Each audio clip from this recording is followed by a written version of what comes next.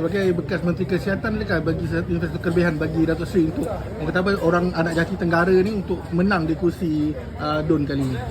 Saya jaga mereka dari tahun 2004. Sekarang tidak putus-putus kita bertemu, kita bersama dalam banyak program, dalam majlis, suai kenal di peringkat sekolah, di peringkat masjid, di peringkat persatuan, di peringkat NGO, di peringkat daerah, di peringkat Felda. Kita sentiasa ada dan saya tidak menjadikan pengalaman sebagai asas. Saya nak jadikan keberanian saya bertemu mereka tu dan minta undi itu jadi salah satu asas.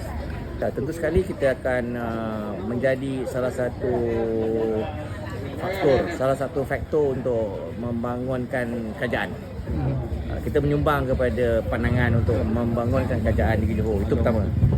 Selepas bangun kerajaan tertubuh, kita kenalah menghadap untuk berada dalam Dewan lah.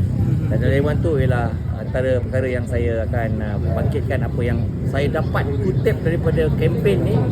Mana-mana pandangan, mana-mana surat, mana-mana keperluan dan insyaAllah saya bawa. Jadi adakah Datuk Seri melihat perpecahan Bersatu dan PAS tu dalam Pakatan Nasional bagi kelebihan kepada BN untuk pihak ini menguntungkan BN. Walaupun kita tak boleh overconfident kerana ini taktik-taktik pilihan raya. Sekiranya dia mengaburkan mata kita dengan relax dengan lebih selesa. Ini salah dalam hari pilihan raya. Kita kena kerja kuat, kita usaha sehabis baik dan kita keluarkan volunteer kita untuk kempen dan volunteer inilah sebenarnya yang mengangkat kita untuk menang.